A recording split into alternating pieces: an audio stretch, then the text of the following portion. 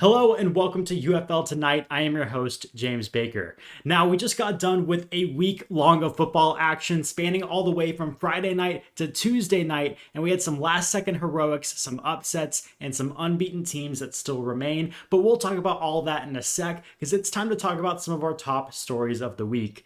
And the biggest news was revealed yesterday. In case you haven't been keeping track, UFL co-owner Mike Rapoli announced that they plan to expand to 10 teams for the 2028 season, and they announced the first expansion franchise in Oklahoma City. So for the first time ever, we have the announcement of a true expansion team, and we get that announcement well over a year in advance, with Oklahoma City being named home to the UFL's 9th team. They'll be playing at the brand spanking new Maps 4 multi-purpose stadium in OKC that's set to open in January 2028, and they'll also be sharing that stadium with the USL's OKC Energy. This is going to be huge for the UFL. Oklahoma absolutely loves football, and the Tulsa Oilers of the IFL have been one of the best supported alternative football teams. The new stadium will also only seat around 10,000 or so, meaning it's not going to be that difficult to get a loud and engaged environment there in Oklahoma City. No official branding or team name has been announced yet, but you can follow them on socials at UFL OKC. I'd also keep an eye on the Oklahoma Outlaws, as that was the name of the 1984 franchise for the USFL, and the league filed a trademark for it last June. Now that's all taking effect in 2028, but UFL ownership is focused on the here and now. UFL co-owner Mike Rapoli reached out to fans wanting to know the good, the bad, and the ugly through 2 weeks of UFL action, and wow, did fans deliver. Everything from the broadcast, the rules, the uniforms, and everything in between were brought up, but if there's one thing Rapoli can do, it's take criticism. And well, as a spring football fan, it was pretty refreshing to see him, one, actually read all these messages and then reply. They were not going easy on him, and he definitely wasn't sugarcoating it either. In response to a question about the UFL shop, Rapoli was straight up and said the UFL shop is a mess and that he takes full ownership. Hey, at least he admits it. And side note, the UFL shop did add one of my favorite products I've ever seen. They added 2 plush mascots for both Stanley the Stallion and Billy the Bandit. I already have a Billy one on the way. I can't wait for that to show up. But going back to Rapoli's tweets, he followed up thanking everybody for their feedback, promising to get better, and encouraging more continued feedback. So make sure to speak up. Your voices are heard. They're listening all day, all night. When you sleep, they're always watching. All right, with our top stories out of the way, let's take a look back at week 2, starting up in Columbus, Ohio, with the Aviators' first home game. While the flight deck was going wild, the team not so much. This game had a ton of action though. On just the third play from scrimmage, Jordan Teamu connects with Cornell Powell for 32 yards in a long drive that's capped off by a Deion Jackson touchdown. And don't worry, that name, Deion Jackson, will be mentioned a few times today. The Aviators came to play, though, on their opening drive, marched all the way downfield, and quarterback Jalen McClendon took matters into his own hands, running in for a 6-yard score as we end the first quarter tied 7-7. Second quarter is where the scoring just took off. We traded field goals with Week 1 Special Teams Player of the Week, Matt McCrane nailing his 35-yard attempt. Meanwhile, Ryan Coe for the Aviators missed his long 51-yard attempt. Little foreshadowing of things to come as the defenders just punched in a couple touchdowns on the ground with Valladay and Deion Jackson, who also had a nice little 29-yard catch to set up the touchdown as DC went up in the halftime 24-14. Despite being down, Gavin DeGraw came out and put on a great show for that Columbus crowd, but man, there was just no stopping that DC team. Third quarter, they'd put up another 2 touchdowns, one by no other than Deion Jackson again, who ripped off a wild 48-yard touchdown to cap off a 2-play drive, and then Jordan Teamu finds tight end Briley Moore for a 21-yard touchdown to go up 38-14. Columbus would march down the field as Jalen McClendon finds Alize Mack for a little 3-yard touchdown to close out the third down 38-20. They'd show some more fight heading into the fourth as Jalen McClendon and Tay Martin proved to be a nice little dynamic duo, connecting 6 times for 57 yards and a short touchdown as things would come to a close in Columbus, with DC winning 44-26. Deion Jackson, the real star of the show, with 126 total yards and 3 touchdowns. That DC running game allowed Teamu to not really be needed as much as he finished with 99 yards on just 11 total attempts. And from chilly Columbus, we make our way down to sunny Orlando, where we get a little preview of tonight's matchup with the Orlando Storm versus the Louisville Kings. And if you loved all the scoring of that Friday game between DC and Columbus, this was not the game for you. Literally all of Louisville's points came off the leg of Tanner Brown, who was a perfect 3 for 3 with a long of 42 yards, as Louisville's offense just couldn't get going. We saw quarterback Jason Bean, who admittedly we were all praising as a potential UFL MVP candidate, struggle completing just 4 of 15 passes before being benched for Chandler Rogers, who didn't fare too much better. This game was, and I hate to admit it, a snooze fest, as we finally got our first touchdown with a little bit over a minute left in the first half, as Jack Plummer connects with KJ Hamler, the former Penn State second-round pick, for a 41-yard score to go up in the half, 12-9. And that's where the score would stay until 5 punts later, where we finally see our second and final touchdown of the day, where Plummer this time hits Elijah Badger for a 39-yard touchdown. Shout out to Badger too for joining the guys on Around the UFL earlier this week. Final score 19-9. The Orlando Storm moved to 2-0, while the Louisville Kings dropped to 0-2. And a fun little quirk about the UFL, we have a lot of back-to-back scheduled, and this is one of them. So these two teams will be facing each other again in just about 50 minutes. And rounding out the weekend on Easter Sunday, man, did we have a wild home opener for the Houston Gamblers as they took on the Birmingham Stallions. This game was definitely a slow burn as it took a while for the scoring to start. In the red zone on their first drive, the Gamblers tried to run it to the left, but Stallions linebacker Cavazzino punched it out just like his goal line stand in week 1 against Louisville. Very early defensive player of the year candidate. We'd end the first quarter completely scoreless, and thanks to a couple of field goals by kicker John Hoyland, remember that name, John Hoyland, the Gamblers were up 6-0 late in the second before Matt Corral and company slowly marched down the field and found Jaden Mickens for a 6-yard touchdown to take the lead going into half after the extra point, 7-6. And halftime was an absolute movie as the one and only Ludacris gave an amazing performance in front of that Houston crowd. We see you, Brahma Babe, and the Predators absolutely love that you had a great time. Keep rocking it. But man, if you thought halftime was something special, the second half of this game was one for the history books. Birmingham came out of the gate looking strong with a long Anthony McFarland run that later set them up for a Matt Corral to Deion Kane touchdown. The Gamblers almost answered right back, but were sadly struck down on the 8-yard line and opted for a field goal on 4th and 2. And then later in the quarter, stopped on the 6-yard line and opted for a field goal on 4th and 6.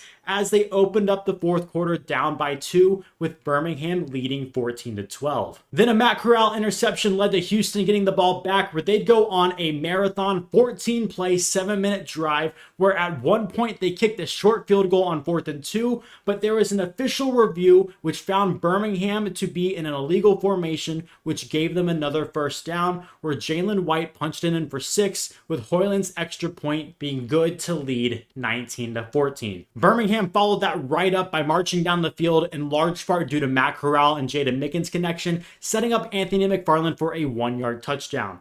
They'd attempt a 2-point conversion to go up by 3, but Corral's pass to Mickens was incomplete as the Stallions lead 20-19 with 2 minutes left. So 2-minute drive for Houston. And I should probably mention that their starting quarterback going into this game, Hunter Deckers, got injured midway through with a shoulder injury and was ruled out for the rest of the contest. So Nolan Henderson, the quarterback who actually was their week 1 starter who got benched against the Renegades, was thrown back into that starting role now with the game on the line. On 4th and 6 with the game on the line, Henderson's pass to Justin Hall was incomplete, but offsetting penalties meant we're replaying 4th down. On 4th and 6 again, Henderson manages to somehow escape the pressure and run for 14 yards to gain the first, but wait, AJ McCarron threw the super challenge, claiming holding, and turns out they were right. It's now 4th and 16 with the game on the line. And while fate of the universe on the line, aliens have the solar death ray pointed at Earth. I don't care about Iguodala. I want Nolan Henderson because he finds Armani Rogers for a 29-yard gain, and somehow Rogers hauls in the pass. After an official review, it is deemed to be complete. first down gamblers. Then the next set of downs, Houston finds themselves in another 4th and 6 situation. This time, Nolan Henderson's pass to Jalen Moreno-Cropper falls incomplete, and it's Sumlin throwing the challenge flag, claiming pass interference on Birmingham, and he wins, meaning the gamblers are on like their 9th life at this point, but it's somehow first down again. Jalen White adds a couple yards to make it a bit easier, and with 2 seconds left, John Hoyland, I told you to remember the name, the former Wyoming Cowboy, lines up and kicks it 50 yards straight down the middle as the Houston Gamblers upset the Birmingham Stallions to win their home opener. And I said that wrapped up the weekend, but it did not wrap up the week as we had Tuesday night football with the Dallas Renegades taking on the St. Louis Battlehawks. I was so disappointed to not be able to make this game, but we held our first ever UFL Tonight giveaway and we were able to give out 7 tickets. So shout out to everybody who participated. On to the game, and I'll keep it brief. Austin Reed and Tyler Vaughns are the real deal. That was apparent from the very first drive as the pair connected on 3 catches and capped it off with a 7-yard touchdown to start things off. Teams traded a couple field goals as St. Louis struggled a bit to get the offense going, something Dallas had no issues with at all as Day-Day Hunter got his first action this season, ripping off a 50-yard run leading to Austin Reed connecting with Greg Ward for a 12-yard touchdown.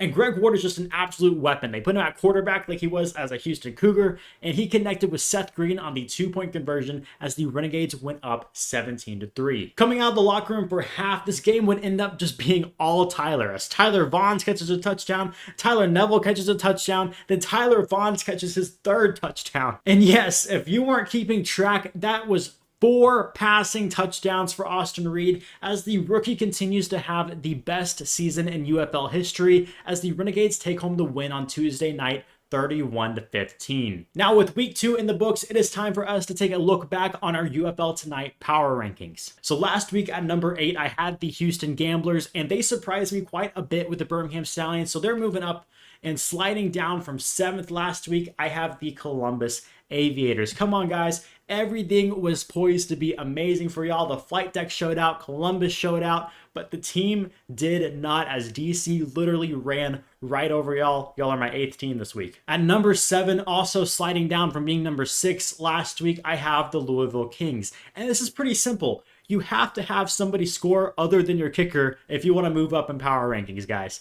They have a perfect chance to go out and rematch this Orlando Storm team, and I need them to show out if they want to move up at all. But right now, this offense is leaving a lot to be desired. And at number 6, this is where I have the Houston Gamblers, and I can already hear a couple of people. I know it's weird to have them below a team they just beat, but hear me out on this.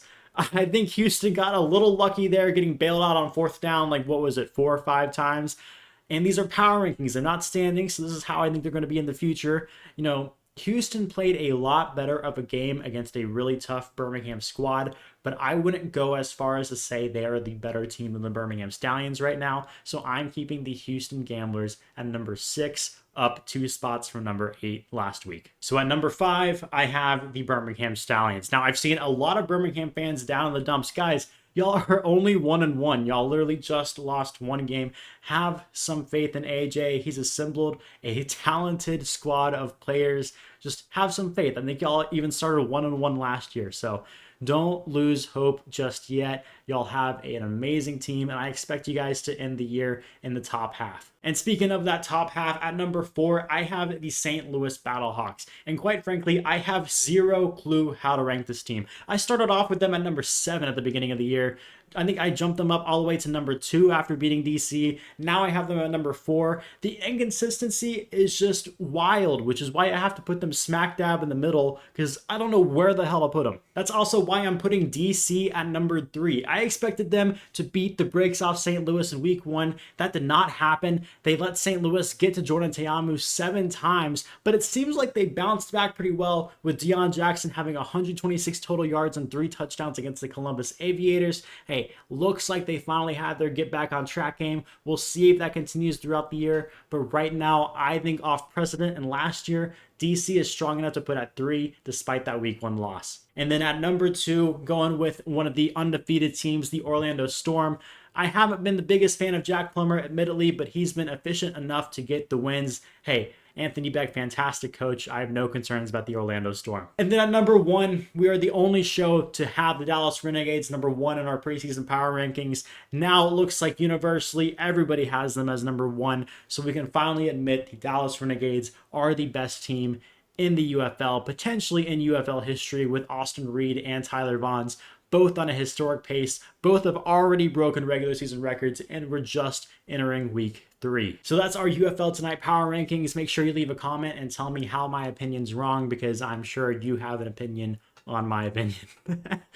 But anyways, moving on, the UFL schedule this year is a little interesting, partially due to a lot of stadium availability, network time slots, etc., etc. But we have a lot of back-to-back games this year, including this Friday night game with the Storm versus the Kings. So if you're a Storm fan searching the channels and think it's a game replayed, no, it's not. You're playing the Kings again, this time in Louisville. Then on Sunday, the Renegades host the Aviators as part of the first game of their back-to-back. Columbus finishes off that series to take on the Gamblers in weeks 5 and 6.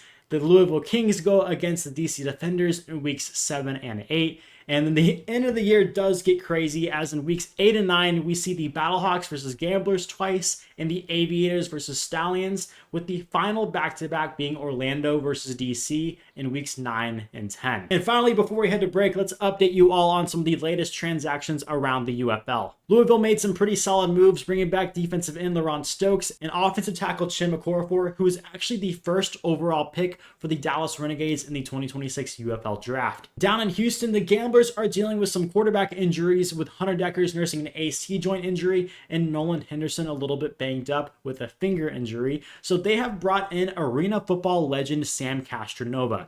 Castronova was previously the starter for the Albany Firebirds and was the AF1 MVP, IFL MVP. He's done it all, indoor, arena. He's just an absolute legend. Can't wait to see if he gets an opportunity there with Houston, because I think he could really surprise some people. But that's all of our top stories and recap out of the way. Make sure you stick around after the break for our weekly hot topic, Survey Says, and we preview some of the games next week. What's up, guys? I'm here at Disneyland, the happiest place on earth. But for me, the happiest place on earth is Toyota Stadium in Frisco, Texas. Make sure you check in. The next home game is Sunday, April 12th at 11 a.m. You can get your tickets at theufl.com/tickets. Who said I can't wear my Converse with my dress? Well, baby, that's just me.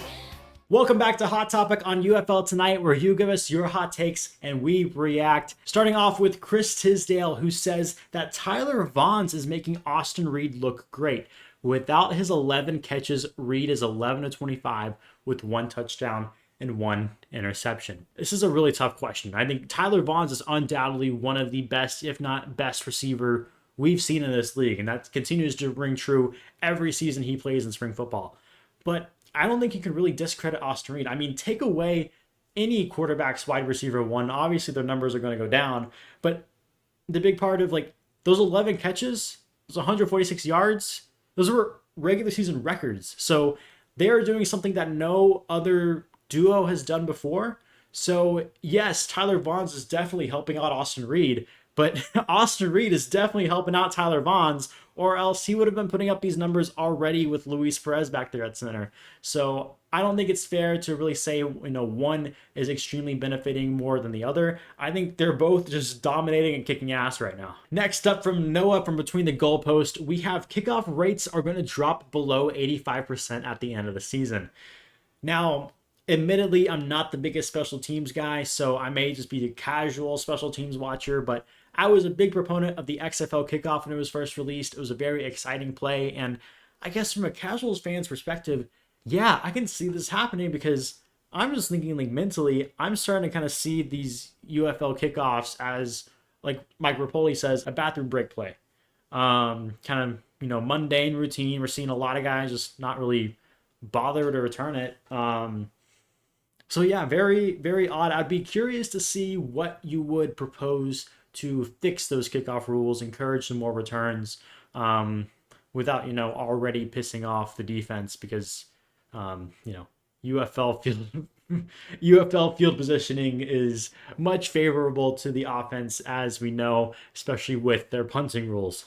And third, we have Luke Miller with State of the Stallions saying that Louisville won't win a game again and that he's 20% of the way there. Now, Luke, I had to include this because it's another Friday night Louisville game. I hope to God the Kings win just so they can shut you up. But this is hilarious. I love that you're doubling down. Yeah, just more fuel, more bulletin board material. Hopefully the Kings able to pull out a win at home. But yeah, they're seventh on my power rankings for a reason. Not the highest on them either. I definitely am kind of ruling them out of playoffs right now. But I think they still win a game. And finally, I've been seeing a lot of comments about the Columbus Aviators and Ted Ginn Jr. saying that he's in over his head. So for this one, we actually got a lot of responses and a lot of comments on it. So for our weekly survey says segment, make sure everybody follows along on X at UFL Tonight, as we'll post 3 weekly polls for you to participate in. The first poll for next week will be posted right at kickoff of the game. But for our first poll, we asked you guys, is it time to pull the alarm on Ted Ginn Jr., or is it simply too early? And it looks like most of you think it is time to sound the alarm. You are concerned about what's going on in Columbus, with 85% saying it's time to sound the alarm and only 15% saying it's too early. Listen, I know there were a lot of concerns with the UFL hiring a lot of coaches that didn't have, prior head coaching experience, Ted Ginn being one of those coaches. Now, I understand having that level of concern, but also you have to have some level of patience. Like, come on, guys, this is spring football. We can't afford to have a name like Ted Ginn Jr. and then fire him after 2 weeks. Like, let's have a little bit of patience, guys. If we get through, 3/4 of the year, it's just clear it's not working out. Obviously, change needs to be made for next year, but I don't think this team gets magically better if you just cut Ted Ginn, bring in somebody completely random, or elevate someone else to completely change that culture midway through. We haven't really seen a successful mid-year coaching change outside of what DC had, where that was very much set up by Reggie Barlow, with him stepping down and passing the torch over to Shannon Harris. There's not really a mid-season firing that has worked out in a 10-week season. I just don't see the need. Yeah, the team does not look the best, but give them a little bit of time, guys. I think we're being a little bit reactionary to a couple bad weeks of football. Now for poll 2, we have seen the emergence of quarterback Austin Reed for the Dallas Renegades, but this leaves the Spring King Luis Perez as quarterback 2, holding the clipboard on the sidelines. The 2023 XFL MVP undoubtedly has too much talent just to be riding the bench. So we asked you guys if you expect Luis Perez to be traded or to remain a Renegade. And it looks like, in similar fashion to the last poll, we have a vast majority saying that he will be on the move. 82% believe that he is going to be traded, with only 18% believing he's going to stay a Renegade. And for the second time in a row, I'm going to go against the general consensus. I think Perez is going to stay a Renegade, quite honestly. I've seen a lot of people say, like, Ja'Cour Pearson for Luis Perez, who says no. Lucky Jackson for Luis Perez, who says no. I'm going to be quite honest. The Renegades say no. One of the most valuable things you can have in spring football is a quality backup quarterback. And the most quality backup quarterback you can get is a guy who's literally nicknamed the King of Spring. Like, right now, we have the God of Spring and the King of Spring in our quarterback room, plus Luke Landon, who can, play wide receiver and quarterback. Like, we are set. There is zero reason. And also, people saying trade for a wide receiver. We have Tyler Bonds, the best wide receiver in the league. Like, quite honestly, there would have to be a very, very appealing package, I think, for Rick to make that move. I think he is very content with his quarterback room. And hey, as long as Luis Perez is cool with standing on the sidelines collecting a paycheck with the Renegades, I will welcome him with open arms. He is a legend and will always be a Renegades legend. And finally, we have some Friday night UFL football. So as always, we asked you who you're taking, the Orlando Storm or the Louisville Kings. And looks like you guys expect the Orlando Storm to take this back-to-back, with 57% expecting the Storm to win, with only 43% taking the Kings. This is very valid. I could see the Storm obviously winning. They won last week. They're 2-0 right now. They're on a roll. But, like Mike Rapoli, I'm going to be rooting for the home team. So, hey, go Kings. I don't know really what y'all saying is, but woo! So those were all of our weekly polls, but we always like to highlight some special things going on in the UFL community on our weekly community spotlight. And starting off, we have former Memphis Showboats defensive coordinator Jaron Horton, who's been sitting down and doing some great defensive film breakdowns. If you want some more in-depth analysis from a guy who's coached at this level, there's no one better to turn to. I highly recommend. And we have another breakdown we'd like to feature with our friend Lane from PFN, who went over some of the craziness in the Houston-Birmingham game and their third down field goal. Take a look. We see the down and distance, 1st and 10, as I pointed to. However, the broadcast actually calls this a first down, as you can see. Cam Sutton never made the line to gain, so it is actually a 2nd and goal. As you see on the field, they have it marked 2nd down, while on the broadcast it is marked 1st and goal. Henderson gets out of the pocket and gets rid of the ball, making it 3rd down, but 2nd down on the broadcast. Henderson hands the ball off to Jalen White for no gain, and you can hear Gambler's coaching staff calling for a field goal immediately after, making the decision seem like a head-scratcher, as on the broadcast it still only says 3rd down. However, the craziness is just beginning. As John Hoyland comes out to kick the field goal, the Stallions specialist unit makes a critical mistake, shifting 7 defenders on the right side of the ball, in turn giving the Gamblers another shot at the touchdown. And of course, they cash in. And finally, shout out to Carlsbad High School football showing up to the Aviators game to support their very own Aiden Sayan. Super cool to see this Columbus area get a pro team and all the community rally around it.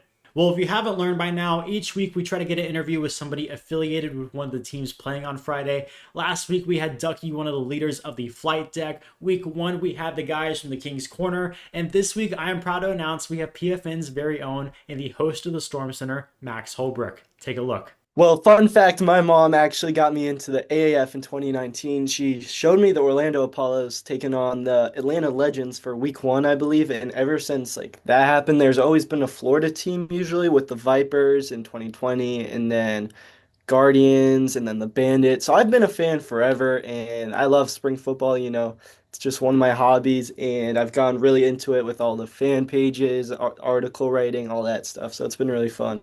I guess before even the season starts, we'll start off with that fan rally. You're one of the lucky few fans who've gotten to meet Mike Rapoli because he just pulled up with a whole Netflix, camera crew with them to the Orlando Storm fan rally. What was that like? What did you guys talk about? And kind of what was that energy around the first ever kind of Orlando Storm meetup? So the rally was really fun. I mean, we walked in and we kind of just walked around. We didn't know if Rapoli was going to be there or not, I don't believe. So it was really fun. Got to meet players, talk to Coach Beck. The staff was really nice. There was a lot to do. I believe the whole stadium was like available. So we got to walk around basically the whole part.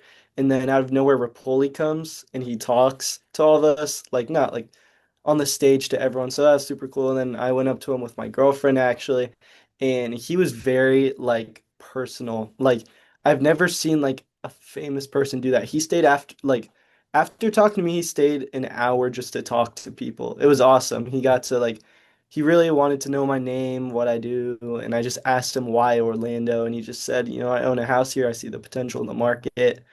So I mean, he was really nice, really cool, and it's really dope to see like he actually cares about the fans. So Rapoli wanted to know your name, know what you do.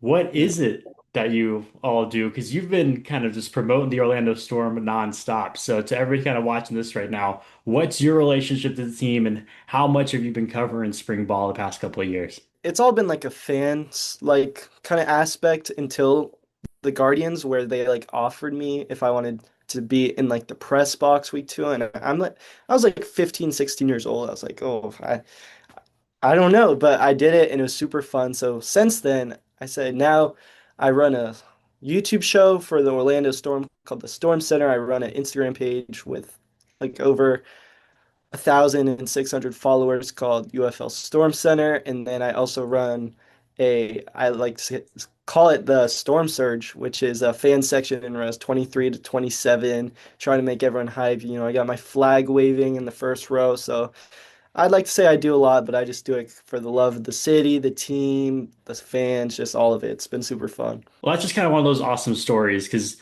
you're talking about this. You kind of discovered spring football, one, through your mom, which is awesome. Shout Yeah, out to all the moms yeah, out there. yeah. So one, through your mom, but two, as like a very young teen, and now you've kind of grown up with it, so now you're in college, able to cover the sport more. How does the UFL and kind of the Storm like open up opportunities for people trying to get their foot in the door as far as like sports media goes, or just becoming a sports fan and trying to be connected with your team in general? I mean, it's called the League of Opportunity, so I feel like it's been very beneficial for me, and it's just creating more opportunities for me. I feel like it's grown like the love of my game for football a lot more, and kind of dig deeper into football from like, player aspects, reporter, fan aspects. So it's been really fun and really cool. Team, of course, has started off 2-0. You play Louisville again now on Friday, this time in Louisville, in Kentucky. How are you feeling about this week's matchup? How are you feeling about the season overall? Kind of what are your thoughts going into this game? Well, we're 2-0, so can't ask for much better. Um, So that's been good. I feel like there's a lot to clean up offensively. I think defensively has been great. We've given up some plays in the middle. So I'd say if we clean that up, our defense might be the best in the league. Offensively, I'd like to see it open up more with deep shots, over the middle. We've seen a little checkdowns from Plummer. So, I mean, he's really efficient, but when efficiency is only scoring less than 20 points, it's not the best. So I think we'll have the same result. I mean, Beck has said in like recent interviews he's pissed like that they scored 19, that they only beat him by 10. I mean, we dominated that whole game and we only won by 10. So I feel like we will win again, but they're going to clean some things up and I'm excited to see us on the road for the first time, my first time watching on Hmm. live TV. Going into this game, already said Coach Beck, love him, one of the most passionate guys in all of spring football. He's pissed that they only scored 19. How many do you think they're scoring this week? And what's your final score prediction for this game? I I mean, I love that they're pissed. Coach Beck's a great coach. I think we clearly outcoached the Kings. No disrespect, obviously. But I think we are gonna score probably I'm gonna go for like a smooth 28 to like 13. I feel like, Okay. you know, that just seems kind of what we're ranging for. I mean, I think the first game we scored like 26 or 29, somewhere in that range. I forget what number. It was 26, 29, but I think smooth 28 to like 13, weird scores with the UFL Mhm. because inconsistency going with one or two and it just messes things up. But I'll say 28 to 13. So shout out Max for joining the show and everything you do to support the Storm. But most of all, shout out Mom for getting you into spring football. And I'm sure she would have loved a Birmingham Stallions Mother's Day game. All right, moving on. Let's take a look at this weekend's games and what can make us some money on this week's Baker's Best Bets.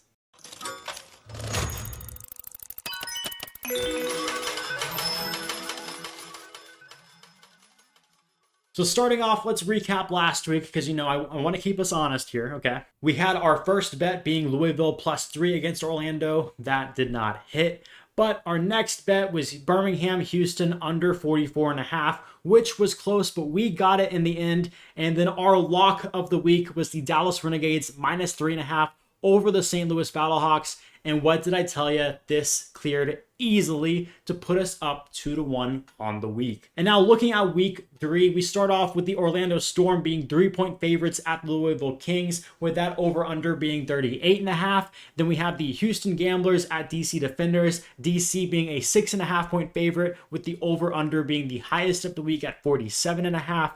The Columbus Aviators opening up as 7-point dogs against the Dallas Renegades, with the over-under being 46.5, and the Birmingham Stallions being 2.5-point favorites over the St. Louis Battlehawks, with the over-under at 42.5. My top picks are personally going to be the Orlando Storm and Louisville Kings over 38.5. With these UFL rule sets, we've seen these two teams play each other now already. They know what to expect. I expect a little bit higher scoring of a game, especially from the Louisville Kings. They cannot only have their kicker score points this week. They're going to be looking to get something on the board. And 38.5 is a very low line, by far the lowest of the week. So I'm taking the over there. Next up, the Renegades Aviators game is set at a line of 46.5. And while I like the Renegades in this game, I am taking the under on this. Now, I know the Renegades alone have scored 30 plus points their past 2 games, but look, it's expected to be storming in Dallas and in Frisco. They play outdoors in a grass stadium. I am not expecting them to be able to air the ball out like they have the past couple weeks, just simply due to the weather conditions. This is going to be a ground and pound game, and I don't expect to see a very high scoring one. And then in the AJ McCarron reunion, I have the St. Louis Battlehawks plus 2.5, as well as the over 42.5. These teams know how to put up points. They have very talented players. The Battlehawks get Hakeem Butler back. They're in the dome with 30,000 plus rocking. We already know the weapons that the Birmingham Stallions have. I think that this 42.5 gets cleared easily, and this is our highest scoring game of the week. So those are some of our best bets of the week, but before we give our official prediction for tonight's game, let's look at some of the best plays of week 2 on tonight's Friday Top 5. Starting off at number 5, we have one of the wildest plays of the week. Jalen McClendon with nowhere to go. DC strips the ball out. They pick up the ball. No whistle. They're running down the field. And Antoine Wells, man, heads up play, knocks it out. And somehow Columbus gets the ball back right here. Zero clue how that happened. One of the wildest plays you'll see in spring football. At number 4, we have Brandon Silvers finds Tyler Neville, who dives in for the touchdown. Too little, too late, but hey, what a superhero dive right there for Neville as he gets in for 6.